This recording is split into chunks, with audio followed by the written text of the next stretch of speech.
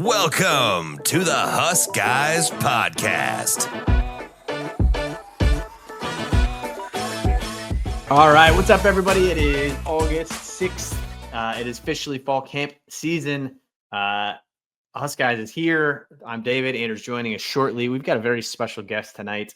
I got Brett Ciancia from Pick 6 Previews here. Pick6previews.com. Absolutely outstanding college football season preview show. He previews all 68 Power 4 teams. He does conference predictions, game grader formula, the 12-team playoff era. Ridiculously accurate. If you read it, it's not only thorough, it's accurate. He predicts everybody well except Nebraska because we just continue to underperform.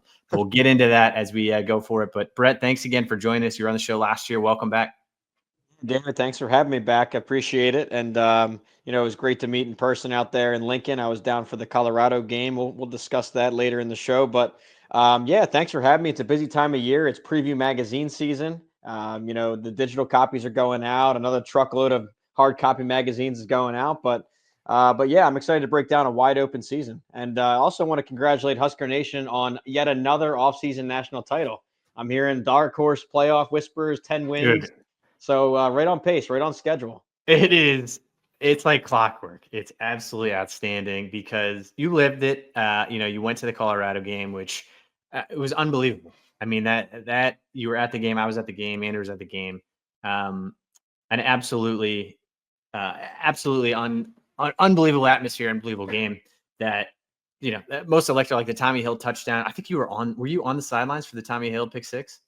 Yeah. So it was right down my end zone too. I was at about the 10-yard line. And it's funny because when I go to games live like that, I try and record maybe a play or two just so I can kind of get the feel for it. And usually it's a throwaway play. It's like a 3rd and 5 or whatever. It's like a not important play. The one play I decided to tape was that one. So I had my phone out perfectly. I was watching it right in front of me.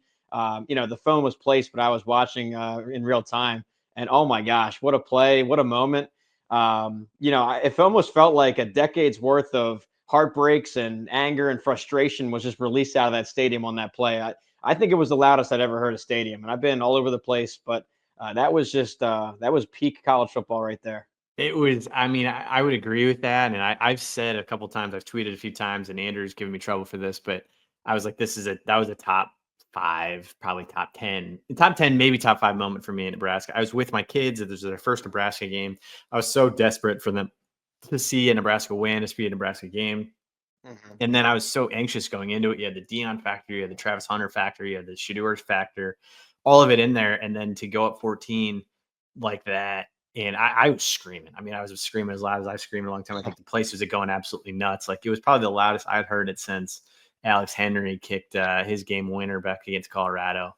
Wow. So yeah. Pretty outstanding. We definitely, it's awesome. We were there. And because I was out there I think it was 2021 when they hosted Oklahoma. And, because I was fired up to see that. I wanted to see the old rivalry and all that, but it just fell flat. I think it was a total blowout. So I remember that day. I was like, you know what? I don't know when. It might be 5-10 years. I want to come back and see this thing at its best. And when all that Rule and Dion rivalry was heating up, I wanted to go see it. And, man, Husker Nation did not disappoint. I remember the student section filled out like an hour and a half early. You don't see that anywhere else. It was completely packed. The game day atmosphere stuff, I got to give those guys credit too. In the back office there with the drone show, the fireworks. It was really top notch. I had seen Nebraska grow from that 2021 visit till last year. They made leaps and bounds and all that stuff too, which is important. If you're hosting recruits, you want to show them a good time. But yeah, that pick 6 was memorable. Seeing the Sanders brothers yelling at Nebraska fans and seeing Shedeur leave the game early. That was I'll never forget that. And then I think it might have been the first ever field storming at Nebraska, or at least the first I've ever seen. So we stormed it. I stormed with my kids. I was there. Expect that. A couple of my brothers. It was Andrew obviously, and then Ray, who's listening. We stormed the field all together. My kids were like, "Do we always get to run on the field?" It's like, no, this is a very rare opportunity. It seems silly in hindsight to storm the field against a team like that, but just like you said, it's like you get to experience such little joy over the last 5-10 years of this program that you take the moment to do it. That's a fun one to be at. I remember I did see your video that you filmed. It was freaking awesome of the Tommy Hill touchdown. But just what's interesting about that game too is it was so much more than just like the pick. It was so much more than the atmosphere, because I was like, man, this is a legitimate good team. Like, this is a great team. And then, we played well for a lot of the season, finished very poorly. But getting back to how you're talking about, like the hype train, which always cracks me up, is and we're, obviously a big proponent of it, is we finished and, we lost 5 of our last 6 games, which is total disaster. And we can get into that in a second. But no matter what, everybody forgets over the course of the long 9-month off season. And here we are, we're right back in it. And people are like, yeah, Nebraska can win 10 games. They're like, well, yeah, because you didn't watch any of last year's games and you forgot about it. And here we are right back. Everybody's talking about 10 wins. We got dark horse playoff talk. We got all sorts of stuff, which that's why I enjoy having you on, because you're definitely the most grounded of all.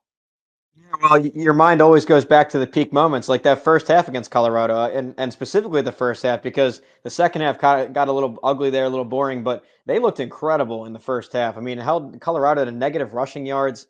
Beyond the score, just the physicality. They were just dominating. I was standing next to Will Compton there on the sideline. His crew was in town, and remember, he did the big pregame speech and all that.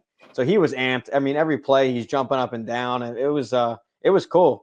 I think it must have been some kind of 10-year reunion of the 2014 team or something, because I recognized a lot of those guys down there too. Kenny Bell, drawing a blank on some of the other guys' names. His fro always stands out though. I know him.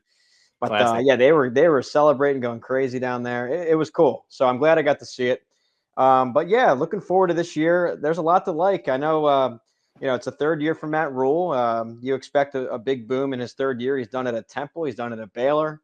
Here he is again. He's a great player developer. And this time he's got the transfer portal at his disposal, unlike those other 2 rebuilds. So I think he added a lot around Raiola to make it work. So we'll get into it. But let's start. I want to start here. So for those just joining, we've got Pick 6 previews on. This is Brett, pick6previews.com. So you guys got to check out this. We're going to go into in depth the preseason write-ups he does for every single team, especially Nebraska's, which is fantastic, which we'll get into here. But I first want to go back to last year's. I went back. We had Brett on last year, and we worked through our season last year. Brett is extremely well read across the entire country, which is always helpful to kind of reground us in it, and was very, very accurate across the board. So I want to actually call out a couple things. So for one, you nailed the Big Ten. You nailed Ohio State. You said on our show they're going to win the Big Ten. You said they're very likely to win the national championship. Maybe that was obvious in hindsight because they spent $20 million, but it's still you were very out front on Ohio State, Penn State, Oregon across the board. So I trust your judgment at the top end.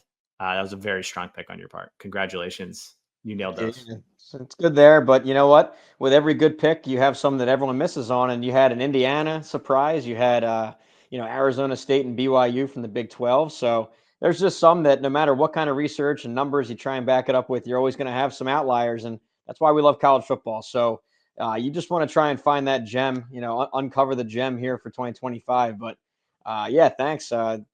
Ohio State was the pick and really clicked into form. I think had it been a BCS format or a 4-teamer, that pick would have missed because they needed that second mulligan there to get in. Yeah, exactly right. So Andrew, thank you for joining us. Welcome to your own podcast.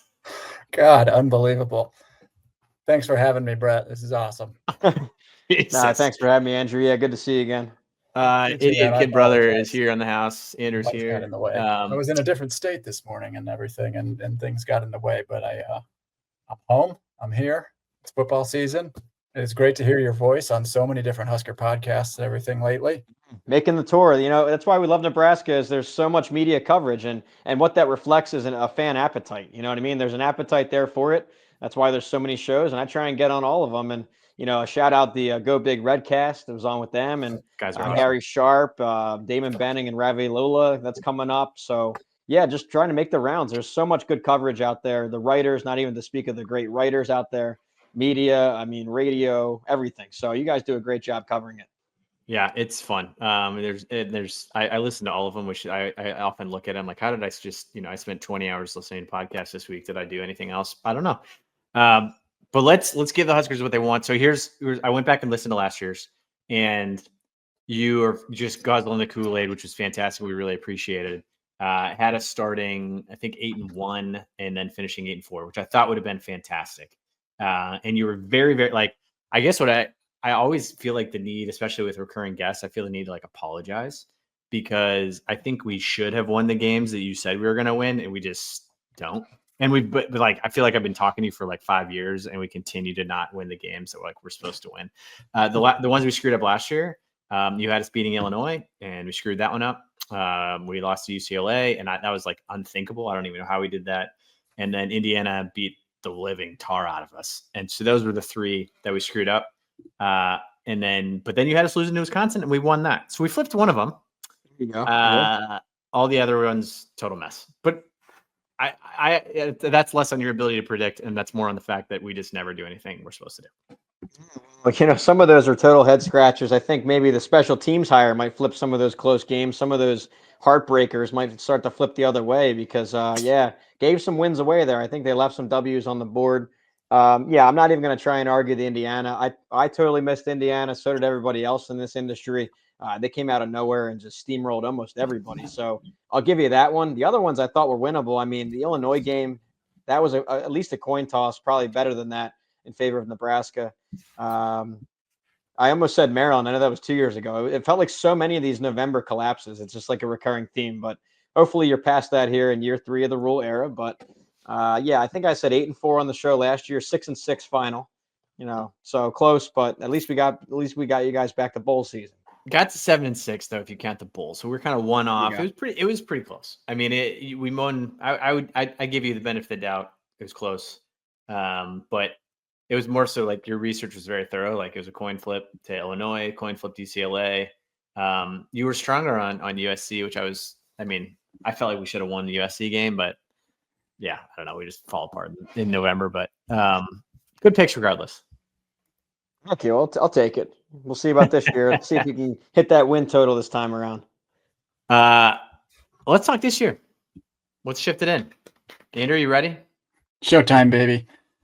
Yeah, we're at the time of the year, Brett. I don't know how, maybe more seasoned folks like yourself keep up with everything.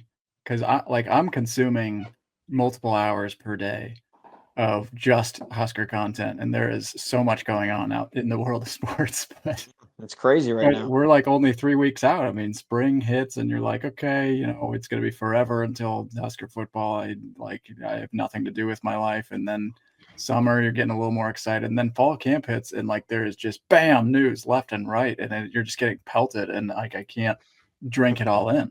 I think this year's been weird because we didn't have the spring game.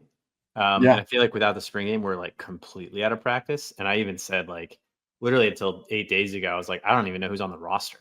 Like I know theoretically who's on the roster, but you haven't like seen them practice or play. You've never seen any film. You have like half the players, like 60 new players. So it is interesting that now it's like an absolute sprint to like learn the players, watch practice, learn the offense. You're still adding players in the summer. New coordinators, all sorts of crazy stuff. And then you're doing it across 68 teams, which is unbelievable. That is one thing that has changed, I will say, is, a handful of years back when I was reaching out to talk to head coaches, talk to coordinators, they would give you a half hour of their time. They'd go through their whole roster. They would really tell you these rising stars, these under scouted players that they found, these diamonds in the rough. Now it's really shifted that they're so private. They don't want to share any details. They're almost paranoid about their players getting poached. You see this reflected by the cancellation of spring games. The limit, they're limiting media access now, practices.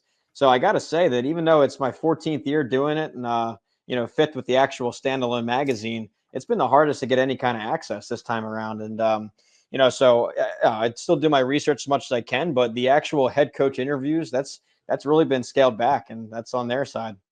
Wow. Yeah, that's super interesting perspective on it too, because I wonder, like, with 60 to 70 transfers per team across 68 schools, like I don't even know how you begin to start to understand. Yeah. We just have to look at Nebraska. I mean, Purdue added 70 players this offseason. Yep. Yeah, it's a 7-month project, really. I mean, once that confetti falls on the national title stage, I really start to move forward towards the next book. And, January, February is a lot of stats and graphics. That's what you see on the pages on the left side. But then March, you have spring ball. You look at that first wave of transfers. Then April, it's the second wave of transfers. Then at that point, you pretty much know your roster. But then you got to then write a whole book. So yeah, then it's April, May, June is the writing and editing. Again, it's a one-man show, so I'm doing it all. And then the final bit is the design, and then finally the picks. I wait until the very, very end to make a call, and that's like early July. Got to analyze the schedules and all of that, and then it almost sucks in a way because it's so much work. It's 7 months worth that I only have about a month to talk about it, because now I'm already getting questions about week 1 or fall practice and all that, and it's not part of the book. It's a shame how condensed the schedule is. So speaking of predictions, I was anxiously, as I opened up the book, I scrolled to look at where you had us in the Big Ten. My heart was racing because I know how accurate you were, and I think you nailed us last year. And I saw us at 7th. And so my first question is, how dare you? My second question is, talk us through. You've got Penn State. It seems like everybody's extremely high on Penn State, Ohio State, Oregon again. Then Michigan, USC, Indiana, you still got up there, and then Nebraska. I actually think that's probably pretty fair. I like being ahead of Iowa. I like being ahead of a lot of teams we play, like Minnesota and Michigan State, ahead of UCLA, ahead a lot of teams. I mean, tell me about the Big Ten as a whole and how you sort of see it shaking out. Yeah, absolutely. Well, I think you start at the top, and there's really 3 powerhouse teams right now, and really it's 2 powerhouse machines with Ohio State and Oregon. The way that they are recruiting, their talent acquisition is next level. It used to always just be Ohio State was at the top of this, but now Oregon is matching them.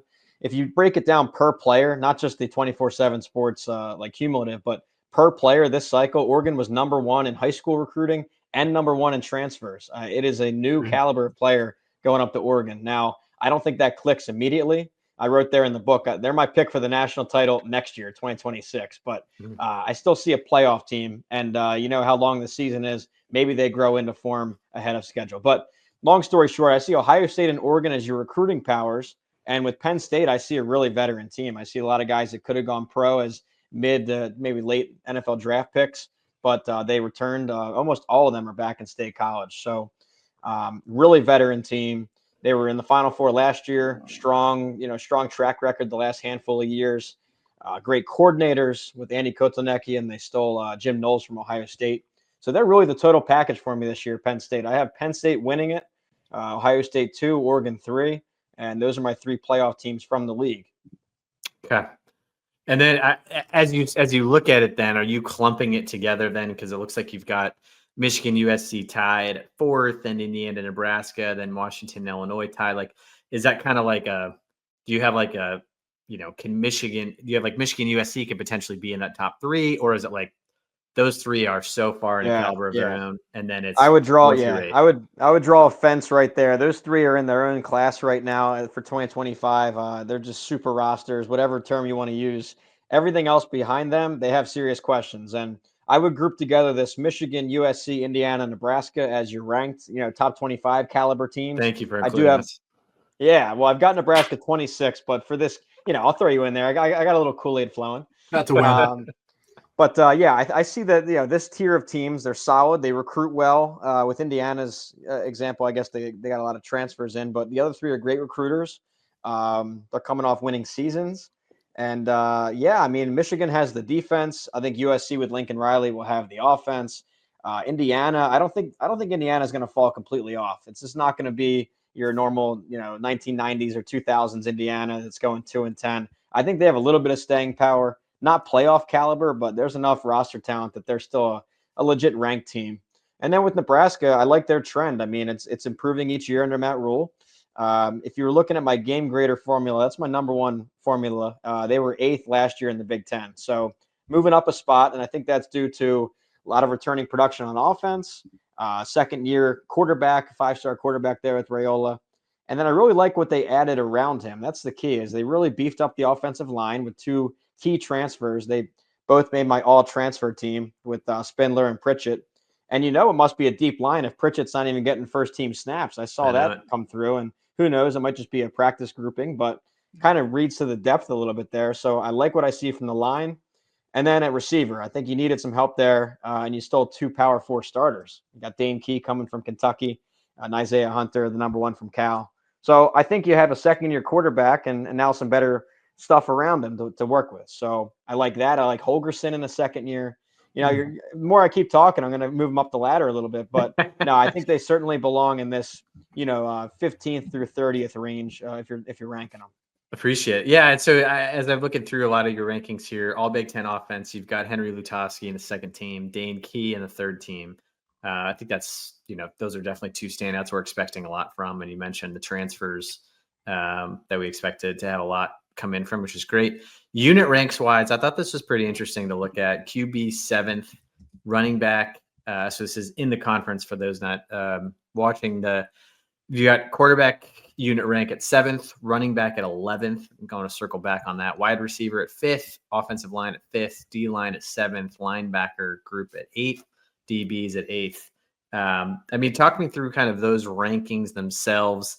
I would agree. I'm probably most nervous about running back. Let me ask you two questions. One, I'm most nervous about running back, which seems like, you've got us 11. And then quarterback wise, Raiola comes in as the number 1 ranked high school quarterback. But it seems like after the season, everyone's kind of has him in this 7 to 10 range in the Big Ten and like not even a top 25 quarterback in the country. Talk to me about kind of both of those areas as you see them, as you look at like the whole conference.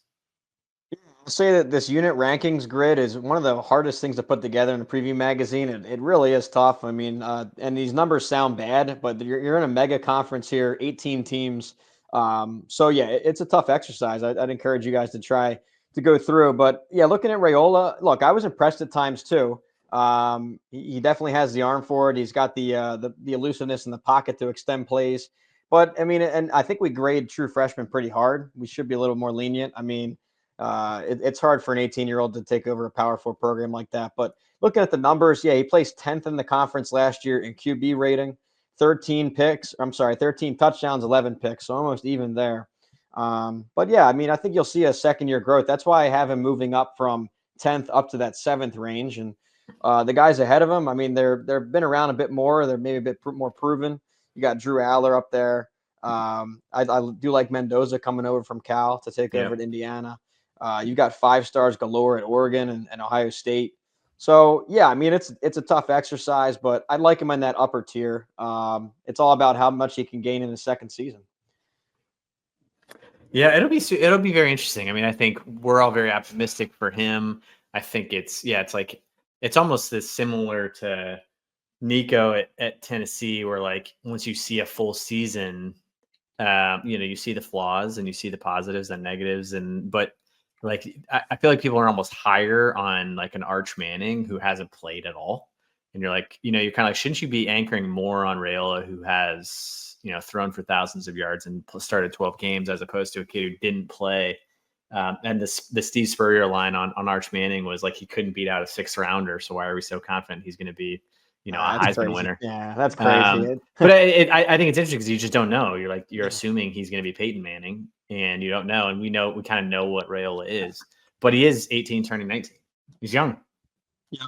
I think you tend to see that too. A second-year starter, especially when you're talking a true freshman to a true sophomore, that's your biggest gains. I do think it's huge that they retained and kept Dana. He has a track record speaking to his, his work as an OC, as a head coach. He's always cutting edge. I saw his quote where he's saying they're not going to all of a sudden go air raid. I don't think it's going to be 2010s Big 12 air raid style, but you got to think he's still on the cutting edge scheme-wise, and he's going to get these guys open for him. So that's why I'm bumping him up a few spots here, a natural progression there from, 12th, 11th, 10th up to 7th. But, there's a lot of room to grow. And a lot of that does, hey, it's a team sport. You got to have the units around you too. That's why I think with Arch Manning, you might get a little more buzz, is because Texas is a legit national title contender. He's got a national title roster around him. You look at their roster and all the 4 stars, 5 stars, top 100 guys. It's a conveyor belt. So that factors in when you have that kind of buzz with the team, and you're going to be protected by a perfect line and perfect receivers. That all factors in. But yeah, I like Raiola. I'm going to like him even more this fall. I like what they did at the offensive line, like I talked about with the 2 transfers, and getting a lot of veteran guys back. I think finally, we've been talking, when is that pipeline really going to click? Maybe now. Maybe it's got to be now. They're veteran, and they added in those 2 guys. And if I had a question mark, it might be the defensive line, and it's not for lack of raw talent and ceiling. It's just a question mark because The duo there, Ty Robinson and Nash Hutmacher last year, they meant so much to the front, not only in the pass rush, but in absorbing gaps in the run game. And I think we might take for granted how big they were. So you take those two out, you go through a coordinator change, albeit internal. But I mean, I think the restart up front is a little bit of a question for me. I know those guys have blue chip billings. They're all, 4 stars or top 150 guys, but just the change of that magnitude is a little bit of a question for me. You also reminded me, you nailed the Tony White prediction last year.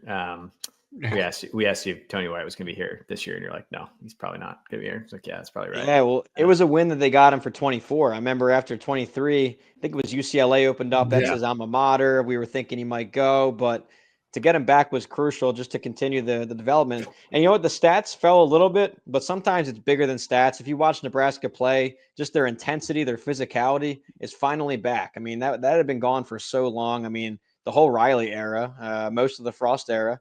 So they finally were out there, sprinting around on the ball, flying around. So that was great. I think he installed a culture on defense, and hopefully that has continued forward without him. My quick question, Brett, before we jump into the Husker specific stuff.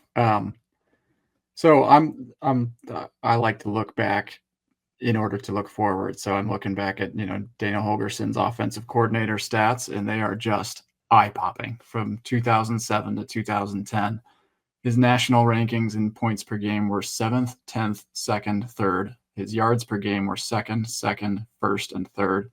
His pass yards per game were 1st, 2nd, 1st, 2nd over the course of 4 years. So I see things like that, and of course I'm just salivating. I'm like, just let Raiola's cannon loose, baby. Light it on fire. But when you are looking at games, and obviously that might not be our strength, like you said, he's not going to jump right into an air raid offense or something here at Nebraska. What is the number one stat that you would look for, I guess, like on offense, and then maybe the number one stat on defense, then when you say, like, okay, this team has definitely got the edge? Like, if you were going to be placing money, which I know you're not going to tell us to place money, when you look at teams head to head, what's the number one, like, most telling stats for you? Well, it's not really traditional stats. I've got them in the book, but it's the formulas I've built out. My game grader, which takes into account all the relevant stats, and I weigh them effectively. And I like my opponent adjusted offense, opponent adjusted defense numbers. But I mean, more traditional stats. I think if you're looking at Raiola and you want the improvement from the offense, I would look right at that touchdown to pick ratio. I mean, you got to take care of the ball, that you're leaving points on the field. And you know how many of these games come down to one score, unfortunately, over the last couple of years. So if you can, remove a turnover or two every game or every few games, that's going to flip games. So for biggest improvement number, I got to see that touchdown to pick ratio improve, and it will. He's a second-year starter. You're going to see that improved. Additionally, what I'd like to see from Nebraska is the O-line run push number move up. I think that and the yards per carry, same deal. I want to see more of a predictable, steady run game. And I think that was kind of lacking last year. And you didn't really think of it as Nebraska, but it wasn't really there. So I want to see better run push and then better taking care of the ball by Raiola. Yeah. I had forgotten. I'm looking at your results for last year within your preview here. I honestly, I legitimately black out so much of the season, especially after it performs poorly. I forgot we were the worst in the country in almost every offensive category. It was tough. 103 in scoring offense, 103 in points per play, 94 in total offense, 104 in yards per play. I remember parts of the season being painful to watch, but 2 years ago is we didn't even have we had Jeff Sims. We had Jeff Sims. Last year, I was I don't know. We did some stuff. I didn't realize we were 100th in every offensive category. That's the only time Nebraska doesn't want to be red is in the color-coded section of the stats. You don't want red. That means bad news. Red's bad. A lot of red. Red across the board. The only thing we're green in is returning production, which is great. There you go. Yeah. Trends are up. The other telling thing about that, just as a brief side note, is I don't know if you caught a couple of days ago, Holgerson was just describing how this all came about, how he ended up coming to Nebraska.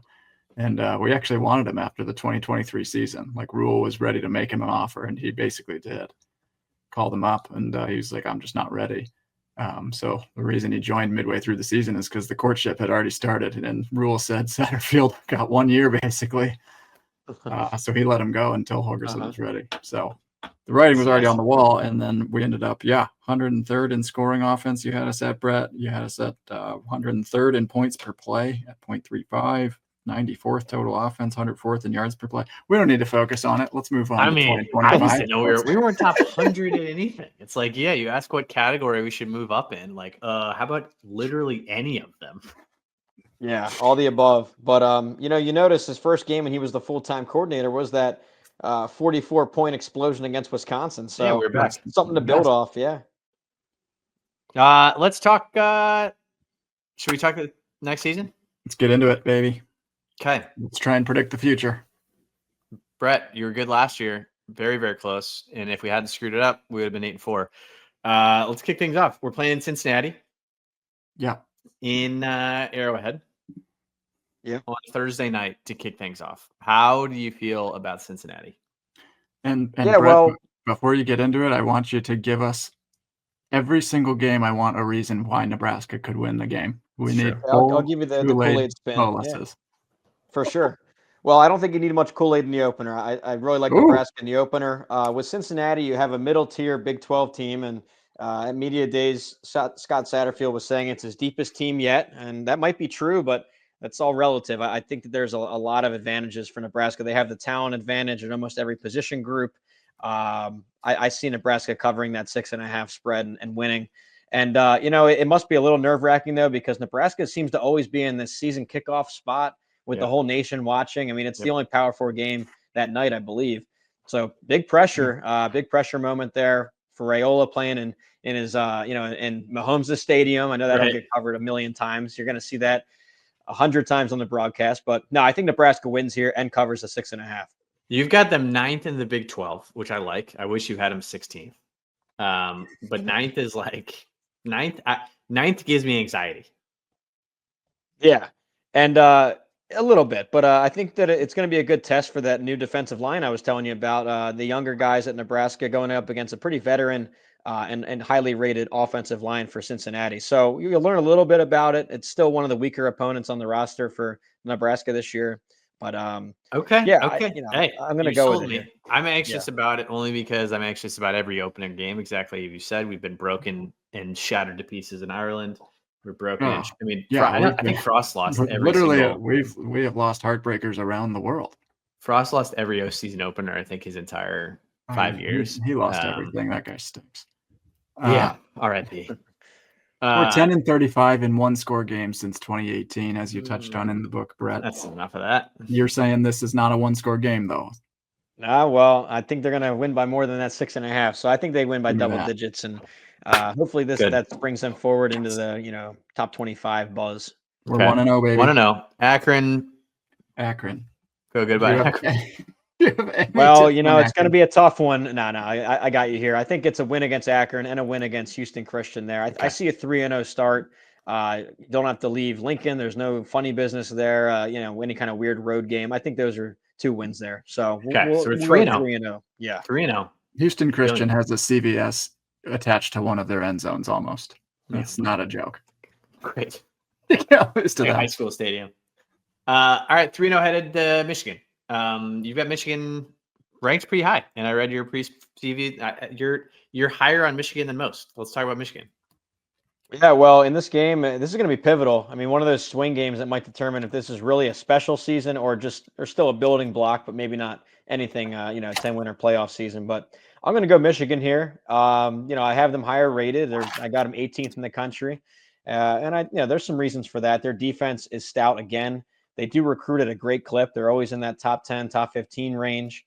And it seems like they tried to attempt to rebuild a quarterback. That's what happened last year. They were completely broken on offense. All their line went to the pros.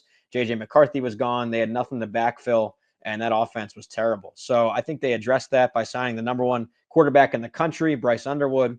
And by now, when you're playing him, he'll have had a couple tune-up games as well as a road trip at Norman. They play in Oklahoma in the second game. So he's going to get his big game feel there. Should be going into Nebraska a little bit more well-seasoned. So he's still a freshman, though. True, I know, but I'm just going off of Michigan was solid last year.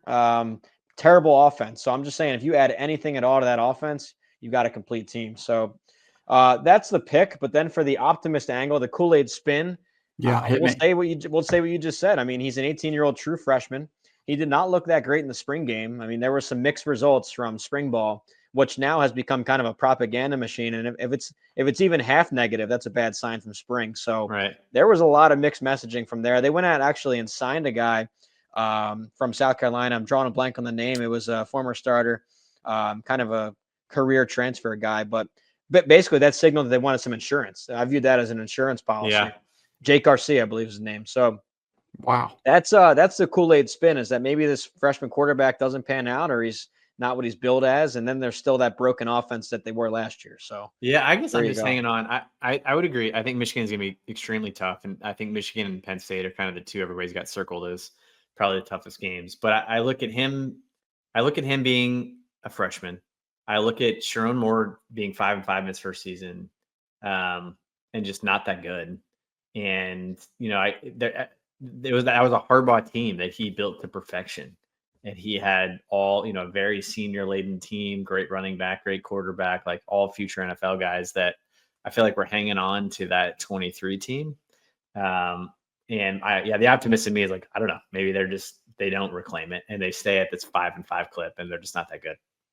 Yeah, we'll see. And they played great ball against their two toughest teams. It's really strange with them. I mean, against Ohio State, they knocked them off, and then against Alabama, and not just a bowl game Alabama. This was the whole roster that Alabama all decided to play that game, and they still beat them. So Yeah. I think what you have is a really strong defense that hasn't gone anywhere. They continue to bring in all conference guys. That defensive line is going to test the Nebraska unit big time. But yeah, I think if you're looking for the optimist, look at that offense as a total question mark. Okay. Yeah, So I 3-1. gotta say, I like that. Looking through your book and stuff as well, there, like, it seems to me like it is going to come down to our young defensive line that is basically, almost fully replaced, and their young offensive line that's almost fully replaced. Like their rushing offense, which that's their identity. They fell to 73rd last year. Yeah. Their yards per carry was 78th. Like, that's not Michigan football. And then on top of that, they threw more picks than touchdowns. Yeah, totally broken offense. And, sometimes you do see some regression after a national title season where they send most of the team to the pros. That was expected. Plus, you had the coaching change. You had all that drama around the Connor Stallions thing. Again, not excuses, but that just puts you into the framework of where they were. Yeah, offense was terrible. And we'll see. I mean, it looks like they addressed it, but that's still a huge question coming in. I'm just going to address Eags here, who is a Boston College fan. Asking about where to watch the opener, Barrios or the Dubliner. Let me tell you, neither are notable sports bars. Get Mary Ann's on that graphic. It just happened to be the only two bars that he's been to in Omaha. So Mary Ann's in the house. Amazing. RIP. All right, so we're 3-1. We're heading into Michigan State. You got Michigan State as the 13th ranked team in the Big Ten, the 48th ranked team overall. They appear to be a tire fire, and I hope you tell me they are a tire fire. Please tell me that's a win. Yeah, that's a W. I've got Nebraska winning it. And I do like Michigan State more than most other magazines. A lot of them have them towards the bottom. I've got them 13th. There's enough to like that they could maybe push for a bowl game this year. Jonathan Smith, he took over a pretty broken program, and he rebuilt Oregon State into winners, and he's trying to do that again here. He's got a 5-star quarterback in Aaron Childs. But yeah, there's a lot of roster questions here to pick them to win. So I'll go with Nebraska here at home, coming off the bye, I believe. No, not off a bye. Sorry, I misspoke. But yeah, I see a 4-1. No, it is off a bye. Sorry. Yep. Yeah, coming off the bye, get it right here in Lincoln. I think you get to 4-1. Okay. It's favorable. That it's interesting in the sense that if we don't trip up at Cincinnati, beat Akron, HCU, and if you're able to pull off a Michigan win, you're 5-1. Regardless, 4-1 is fantastic. So I'll take that. Maryland, what do you got with these guys? They're always an interesting bunch. They were an interesting bunch when they had Talia Tagovailoa as their quarterback. And those 3 years he was there, they were a pretty potent offense at times. They were putting up a lot of yards. They'd have to win high-scoring shootouts, but they could win them. but that really fell off last year. Now that he has gone, Tagovailoa is gone. Defense really fell off too. So, and when you look at Maryland, a lot of questions again. Could be some of the most questions in America. And what happened after spring ball, a lot of their key starters, at least you could hang your hat on a couple proven starters. One by one, they all transferred out in April and May. So what little talent they did have is all gone. So it's completely empty over there. So I'll call for Nebraska to go into College Park and win decisively. I mean, that'll be a double-digit spread and double-digit victory. That's fantastic. So you've got them 17th in the Big Ten, right down there with Purdue, who just can barely field a roster. What happens to Loxley? I'm wondering that too. And, I think he's built up enough goodwill there. Got to remember the program context of Maryland. I mean, they've been irrelevant for quite some time and made the move to the Big Ten and struggled for a while. So, to get them to back-to-back 8-win seasons in 22 and 23, 3 straight bowl wins, they were hanging their hat on that for a while. And a lot of that, looking back, I put this in the book, maybe it really was just the Tagovailoa effect. I mean, was it Loxley or was it his quarterback? And if you look before Tagovailoa and after him, it's been brutal. So he's going to have to rebrand himself here. He's going double coordinator change and new quarterback. So we'll see. I'm not buying it. I think that they're past their prime. Love to hear it. Have you read the book, The Price, What It Takes to Win in College Football's Era of Chaos? Not yet. That's I got to get that on the list. Have you read it, Nader? Yeah, Maryland basically what Dave's about to say is Maryland can't afford their best players.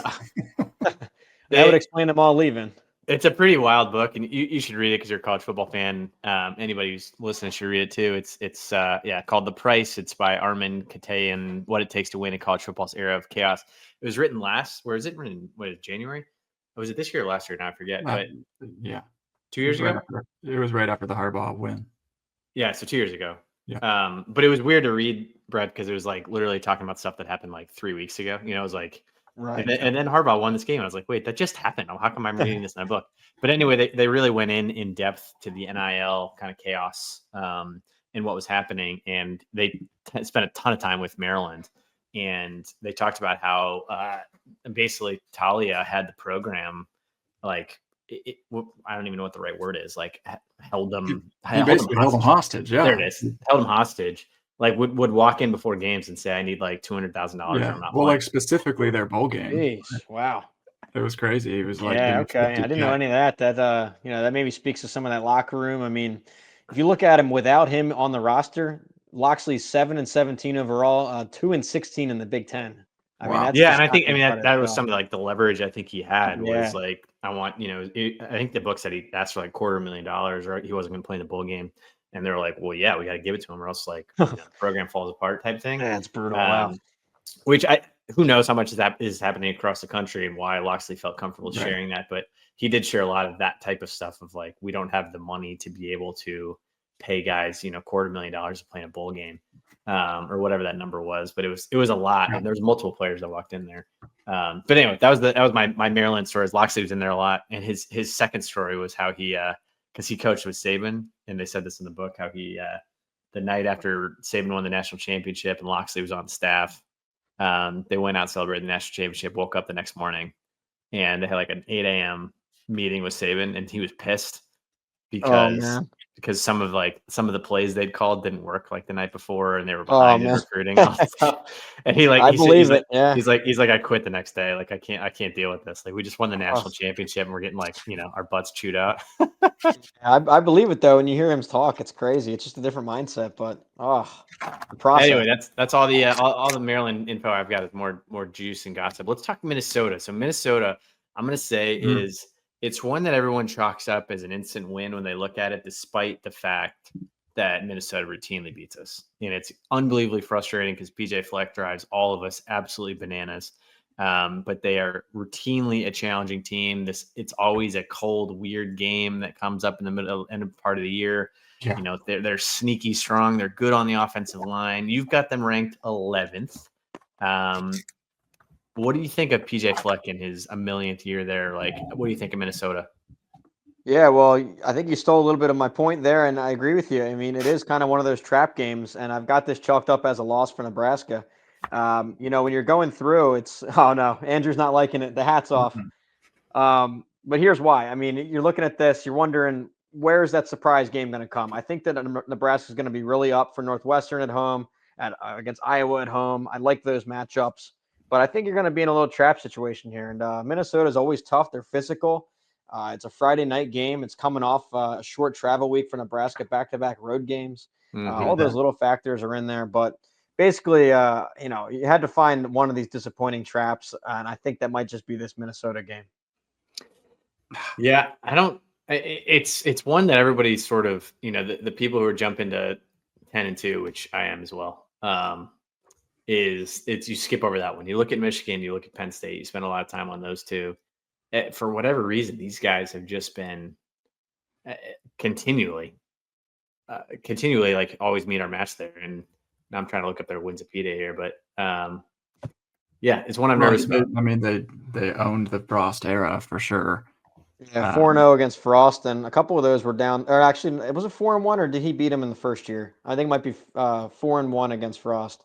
But yeah, I mean, a lot of them are down to the last second. I remember that one touchdown in the back of the end zone a couple years ago in the opener. Yeah, it's just it seems to be just a trap for Nebraska. I mean, they broke the Colorado skid and the Wisconsin series, but I think this one you got to get off your back too. But yeah, I'm just looking for potential here because short week. It's a road game. You're going to be up for those bigger games you talked about. This one just it's calling my name as a potential loss. Yeah. Okay. They beat us 5 times in a row. Now I'm looking at it. But give us. Let's think in a. Let's pretend we all just drank Kool-Aid all night, and how do we beat them? Well, you beat them with talent. I think Nebraska is probably the more talented team. When you look at what they've got coming back, I mean, they're restarting a quarterback. I do like the running backs. I think Darius Taylor is one of the best. I have him on my third team, on my All Big Ten team. But I mean, with the new quarterback, he's young. Yeah. A lot of that core of their roster, that offensive line, defensive line is being replaced.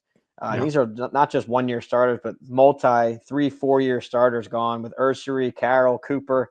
That's like 100+ combined starts right there on the offensive line. So I think, I mean, talent-wise, I like Nebraska. But if it was just played on paper, then this would be 9-3 every year. But I see this as one of those tricky games, tricky matchup where it falls. So, but yeah, that's the optimist spin is you got to out-talent them and maybe get after this young quarterback.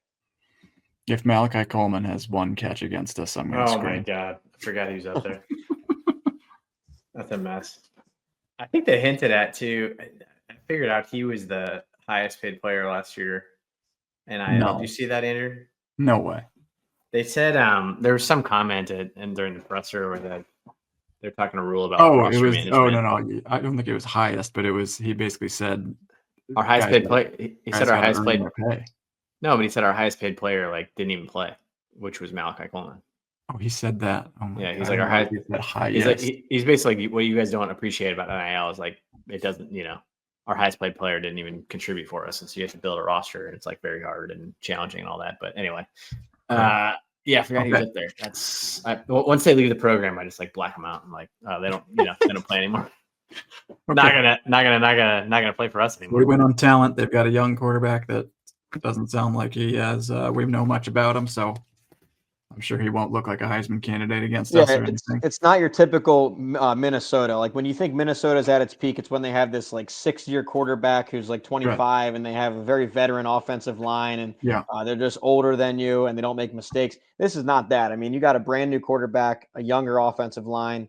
I think one, maybe both coordinators gone. Definitely the defensive coordinator's gone. So they're restarting in a lot of spots. So that's the optimistic spin there. It does scare me that they were top 10 in defensive points per game allowed. I mean, that's a pretty telling stat. Yeah, but the head or the coordinator there left from Miami, so they're rebuilding, and they're handing the keys over to a young guy. We'll see. I mean, you can't always go off that. They're beatable for sure, and they're probably more talented than Nebraska is. Good. But good. Yeah. Okay. Are you talked into a win yet? I'm getting there. He's got. I think we're in a good spot. So Northwestern comes up next. That's okay. I'm liking the way you have these ranked because now we're saying Michigan State, who's 13th, we play them, then we play the 11th ranked team, then we play the 16th ranked team, and Maryland is 17th. I like it we are playing this entire stretch of Michigan State, Maryland, Minnesota, the flow of the Northwestern. schedule is nice. Yeah. The Michigan State, Maryland, Minnesota, Northwestern is a string of 11 through 18s. So Northwestern, you've got it 16th in the Big Ten. And if you're going to really make a run at it, you almost want to go perfect in October. I mean, those are 4 really winnable games. I basically settled with 3-1 there with the upset at Minnesota. But honestly, it's a great schedule for Nebraska this year. Without divisions and being such a mega conference, it's so big. And the schedules really determine a lot. I mean, look at what Iowa draws and Wisconsin draws this year, where they draw, I think, 7 of the top 10. Now, that's not the case here, and it's very manageable for Nebraska. So you got to lean on that. You got to take the W's that are out there. And that October, in an ideal world for Nebraska, should be 4-0. I'm settling 3-1, but anything under 3-1, you look at the rest of the schedule, it's going to be a problem. So I think they handle Northwestern. It's in Lincoln. There's just no reason to pick Northwestern here. They're not really a standout or strong at any position. Great. I'm good with that. Let's talk USC because I want to spend some time there because they're a little bit confusing to me. I felt like we should have beat them last year. I wasn't that impressed with their team. I was not impressed with Lincoln Riley, and I usually am extremely impressed with Lincoln Riley because he beat us in Oklahoma, and his teams were absolutely outstanding down there. Wasn't that impressed with the way they're coached, with their offense, with the way that they're coming about. But, I mean, as you look at their season last year, they basically lost 4 or 5 games by 1 score. So they're sort of like right in every game that they're playing, but they're not the USC of old. They don't seem to be as talented as they historically are. Like, what do you think? What do you make of them? You've got them 4th in the Big Ten, 15th overall. Is Lincoln Riley on the hot seat? What do we think about this one? Well, I think on a program level, there is a little bit of talk of hot seat out there, and I want to see him survive this year enough to get to coach next year's recruiting class. If you look ahead a little bit, I know it's early, but the 2026 recruiting class, USC is #1 in the country. It looks like they're going all in to really revamp that recruiting machine they had out there in Southern California. So I want to see him survive to go coach that. That might be a transitional point for the whole program and really be the signal that USC is back. So. But to get there, they pretty much have to win, 8, 9, 10 games to keep his job. And I think they do. The Vegas number coming in 7.5. I see more of a 9-3 from USC. And you touched on it, but last year, 5 one-score losses. And, I probably shouldn't be bringing that up on a Nebraska show because usually what happens is that's an indicator the team was stronger than their record. And, you can't do the what if looking back, but projecting forward, I think that they were better than that record showed. So, my game grader formula agreed, had them 18th overall last year, 5th in the Big Ten last year, despite the record. So when you look at that advanced stat there, and then they were number 4 in the transfer portal, number 5 in high school recruiting. So I just see them staying in that number 5 band of teams. So I've got them 4th. And then a couple things too. They have a second-year coordinator, second-year quarterback. These are things in the magazine I talk about a lot, and you tend to see trends there. Similar to how we're talking about Dana in his second season and Raiola in his second season, but USC has that as well. They really spent a lot in the portal this year. They're one of the nation's biggest spenders, talking about how expensive transfers are. I mean, they went all in this year. So I like what they have, and they're a solid team. What are their gaps? What can we exploit here? Well, it's still unproven on defense, their level of physicality. We keep thinking it's going to click, and it really hasn't yet. I know that Danton Lynn, the coordinator, made some gains last year, but if you look at their stat profile, it really wasn't that strong defensively. I'm kind of a little more optimistic. I'm putting a lot of stake in year 2 for him. They added a 350-pounder in the trenches. Silver's his name, from Kentucky. But yeah, I think if you want a weakness, it might just be overall physicality and maybe a quarterback. I know he was 3-1 as a starter, Mayava, but small sample size. He was pretty much tied with Raiola on the big board there for quarterback rating. Yeah. So, it's still unproven that he's going to ascend to being a Lincoln Riley type quarterback. They got a tough schedule. I'm looking at it on your preview here. We've got pick 6 previews on. So making sure that those who are listening, we got over almost 1,000 listening live. Pick6previews.com. Check it out. It's got all this unbelievable information. But it looks like USC's got Illinois, who's going to be tricky for them. Then they got Michigan, Notre Dame, Nebraska, Iowa, and Oregon. I mean, that's 5 tough games right there. I mean, I guess, you handle 3 of the 5 of them and 2 of the 5 of them, and that gets them to 9. Yeah, what I see with this pick is it's almost just another reference to Illinois. I'm really selling Illinois this year. If you saw, I got them 9th in the Big Ten. A lot of people have them 12th in the country. I saw the coaches poll. I could not believe that they're ranked 12th in the country. But so part of the USC over 7.5 is also at the same time selling Illinois. I think USC goes into Illinois and wins that game. So if you flip that to a W, you're looking at a really likely 5-0 start heading into the bye. Even if you chalk up Michigan and Notre Dame as losses, I mean, I still think that out of Northwestern, UCLA, and Iowa, I think they win those. And, it comes down to a Nebraska and Oregon. So, yeah, I mean, I like them at least to go 7.5. I like over that. Maybe it's 8-4, maybe it's 9-3. But, yeah, it's more an indication against Illinois. So you've got us right now. We're at 1, 2, 3, 4, 5, 6-3, which I think we'd be pleased with. Yeah, based on historicals. But we are now heading into the UCLA, Penn State, Iowa trenches. We can't lose to UCLA. Are you going to tell me? Are you going to tell me that we are? Well, they shouldn't have lost last year. I don't know what happened there. That was another one of those that you probably should have had looking back on it on paper and add it to the list. But now with UCLA this year, similar how I talked about Maryland, how a lot of star players and starters transferred out. That seemed to be the trend here again for UCLA. I don't know if they're unable to match the NIL spending or there's just not an appetite for it out there or what, with the major exception coming after spring ball with the Nico drama. But, unbelievable. Aside from the Nico deal, this roster really took some hits and they were projected towards the bottom of the conference. Now, I think with Nico, that gives them a puncher's chance in some games. But I will say, I mean, if I'm going to be a little bit tough on Raiola, I got to be tough on Nico as well as a first-time starter and a former 5-star. And at Tennessee against winning teams, I know he tacked on some stats against some easy teams, but against winning teams, that was about half their schedule. He was like 110th in a lot of categories, 90th, 95th. So really came up small in big games. And that's a very quarterback-friendly offense that Josh Heupel has. I mean, he was putting up a trillion yards and points with pretty much anybody that would suit up a quarterback. So I don't really know what they have with Nico. So that's why in the Big Ten quarterback ratings, I have him well below Raiola. I like what I see more from Raiola so far. So yeah, he's interesting because he left allegedly because Tennessee didn't have the parts around him that he felt he needed, and he went to UCLA of all places. I'm like, have fun there.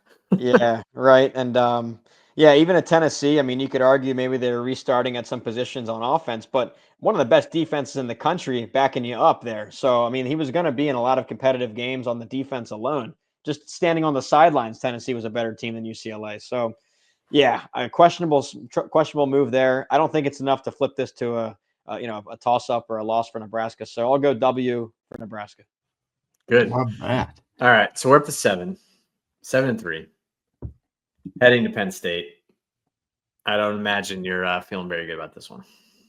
Well, let's say I've got Penn State ranked number 1 in the country. They're my preseason pick to win it all. Now, as we saw with Ohio State last year, that doesn't mean undefeated. That doesn't even mean 11-1. So for your Kool-Aid, maybe Penn State's looking ahead to the playoffs, looking ahead to Indy. It's going to be freezing cold up there in State College. In fact, being just 2.5 hours away, I might try and drive up to that one if it's a ranked matchup or competitive in any way. But that's on the radar. I would love to go see Penn State this year. But yeah, so I'm going to go with Penn State here. I mean, I can't really go against a national champion pick, and they're my pick to win the conference. That's just you can't really find any weakness with Penn State this year. Their weakness is James Franklin. I know, and I hear that a lot. It's like this time around, he has the brains at the coordinator spot, so you can't even get him on that. And one note for you with Penn State is when they're the favorite, when they have the talent advantage, which is pretty much every game except Ohio State for them every year, but when he's the favorite, they're number 1 in the country straight up. They're 34-2 as a favorite the last 3 years. And then also as a favorite the last 3 years, number 1 against the spread. They cover 74% of the time when they're favorites. So I say that because I think they're going to be favored in every game, maybe not the Ohio State game, but at least 11. And I'm sure they'll be favored against Nebraska. They're at home in Happy Valley. So. They got Oregon too. They got Oregon. They got Ohio State. I guess that's it. They catch Oregon early, and we talked at the top how I like Oregon for next year, for 2026. They're going to be very young heading into Happy Valley, a whiteout game. I think it's the 3rd game of the year for Oregon. So you're catching them at a great time. I think Penn State wins that whiteout. Potential loss for them is Ohio State, obviously, but I think they're going to be 11-1 at worst. Damn, their schedule is nothing. So they got Their over-under is 10.5. Yeah, I mean they play besides Vegas. Oregon, Ohio State. They'll crush Northwestern. They'll beat Iowa. They'll beat Indiana. They'll beat Michigan State. They'll beat Rutgers. Damn, good for them. All right, so they're definitely they're definitely in the playoff. They're an absolute lock for the playoff. You know, maybe they choke and go 10-2. That's still a Yeah. playoff resume in this expanded bracket. There's That no is. way they get to 9-3. That is. Yeah, that would take a catastrophe to get to 9-3. I mean, All right. Franklin's done if they're 9-3. Yeah. Okay. All right. Iowa, finish this thing off. So we're 7-4 heading to Iowa. 7-4, and yeah, it's time for revenge. I mean, Yes. it's unbelievable. God. It's unbelievable how this series has gone.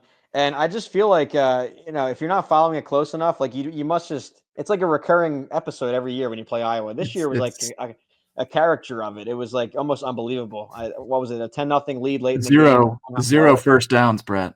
It was all these, you know what it is with this downs. rivalry. It's all those crazy outlier stats that I love to dig up, but it just seems to always be Nebraska, Iowa. You know, whether it be the way that Iowa and Nebraska both perform in one-score games in the opposite directions, their special teams performances in the opposite directions, you know, but then also like recruiting is the other way. So it's just very bizarre. And then they do have a shocking amount of like, it's the first time a team has ever done blank. And you're just like, okay, great. I mean, I'm a total nerd with it too, like with the stats and the numbers, and like I always try and find those like one-off things, and it's always about Iowa and Nebraska. Yeah, so. It's like first time a team is won with 74 yards, and like okay, yeah. Man. So yeah, I think that enough's enough. I think Nebraska gets it done here. It's in Lincoln, and I think coming into that game with something like a 7-4 record, I think that could be fringe top 25 territory. There's going to be a lot of buzz around Lincoln, and I think they get it done. So I'm calling for 8-4. I think that's close to the Vegas number. I think it's 7.5 right now, and I really like it to be 8-4. And that's where I settle with Nebraska. So, maybe you steal one of those upsets that I didn't call for. Maybe you avoid that Minnesota trap, and you're talking maybe 9-3. But right now, I'm going to go 8-4. Love it. You got us at 8-4 last year. We let you down this year. Feel good about it. I especially like that. Yeah, it's like you got a Minnesota trap. You avoid that. USC, I feel like we match up better with. Penn State got it. Michigan got it. And it's like, yeah, you kind of walk through that schedule. You're like, ooh. I the only other one I like is, or I might be a little bit worried about too, is that Michigan State game. I just think there's some trickiness about Aiden Childs, and like I think he can turn it on and stuff if given the right circumstances, and who knows how that defense is actually going to turn out. If we're being realistic, we have 12 tricky games the way that Nebraska historically plays, but Kool-Aid wise. So Brett, here's a question for you. If Nebraska ends up 9-3, say that Minnesota game you flip to a win, are you hearing any whispers of the playoff? Like Alabama's 9-3 last year, but their schedule was a lot harder. At 9-3, are we fringe? Are we for sure out? Where would you see that? Well, I think it's going to be a year-to-year thing. I know that's a cop-out, but I think you look at the 9-3 teams last year, they all fell short. It was South Carolina, Ole Miss, and Bama. But when you look at their resumes, especially I'll look at Ole Miss and Alabama, they had huge, massive wins. I mean, Ole Miss blew out Georgia, who was the SEC champion. Alabama beat Georgia in a close one, but still had a ton of resume builders. So I think for Nebraska at 9-3, given the three losses that we dealt them, being Penn State, Michigan, USC, you got to look hard to find a ranked win outside of those three games. So 9-3 with no ranked wins, I don't see it. Now, it's kind of a catch-22. Would you rather lose to some crappy teams and pull off a Penn State win to get to 9-3? I don't know. So I think what we've learned so far, and it's a short sample size, but 10-2 is a really good case from if you're in the Big Ten of the SEC. 10-2 is you're feeling pretty good about it. 9-3, you're going to need a lot of chaos or just some other huge resume builders. Maybe your losses were fluky, like a missed field goal. I don't know. It's going to take a lot at 9-3 to get in there.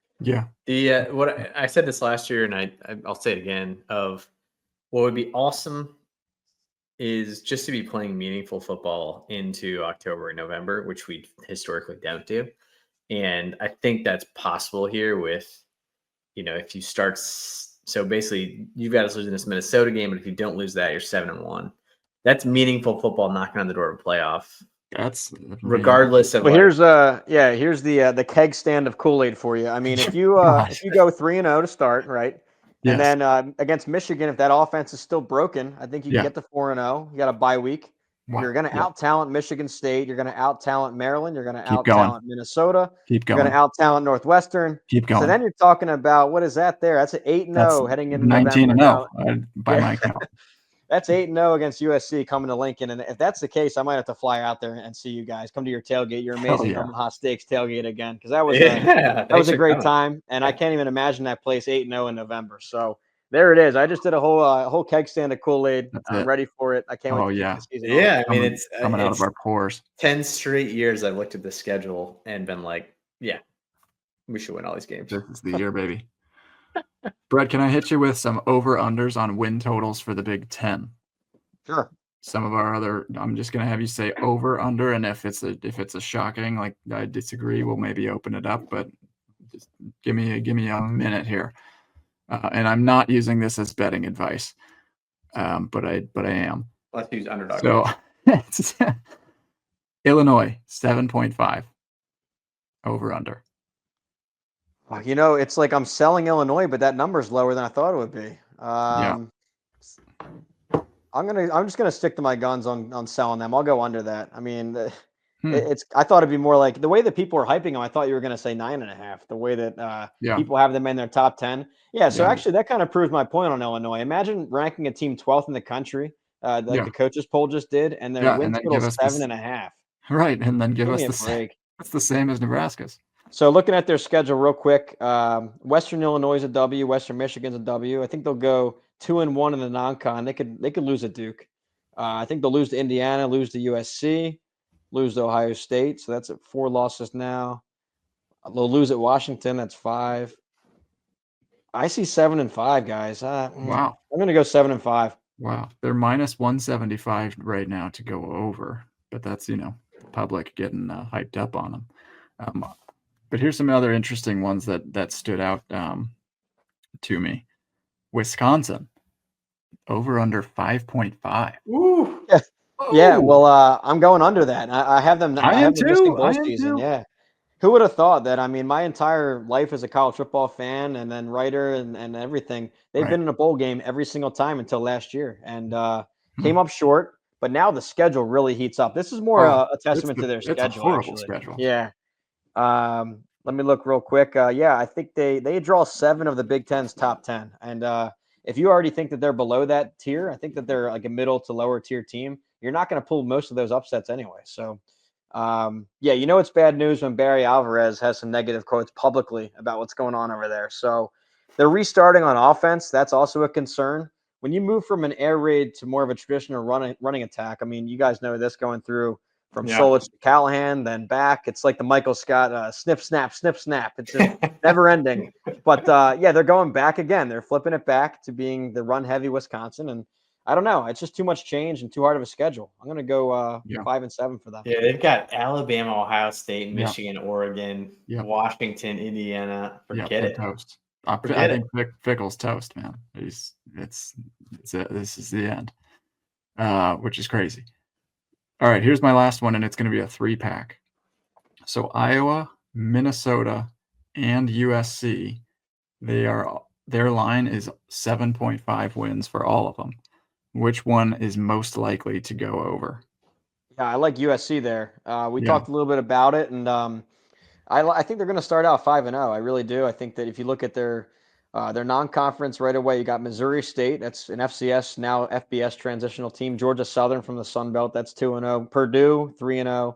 Michigan State at USC. I like USC to win that. That's 4-0. And then it becomes that deal with Illinois. And we talked all about it. The reason I'm so low on them real quick with Illinois is it was a great coaching job last year by Bielema. Yes, a 10-win season. A lot of close wins. And when you look at my advanced stats profile, this does not look like a normal 10-win team. I mean, they were below average in almost every category on offense and defense, bottom 10 defense in the country for me. So I just don't see it. I know they bring everybody back, but I think that might be part of the reason that the roster already peaked at 10 wins. I don't see it matching. Wow. So anyways, back to USC with it is I think they win that 5th game to get the 5-0 start. Then you just got to find 3 more in October, November. So Yeah. I like USC to go over 7.5. Okay. And then the other ones are right on. I mean, Iowa, Minnesota, those are really tough coin flips there, right around 7 and 5 each. So maybe one of them breaks to 8 and 4, but I like USC for this. Iowa's got a tough schedule. I like looking at this one. So they got Iowa State, which they always lose that game. They got Indiana. They got Wisconsin. They got Penn State. They got Minnesota. They got Oregon. So Penn State, Minnesota, Oregon, USC before playing us. That's a great stretch. They could lose 4 of those in a row before playing us. That's great. I like seeing that.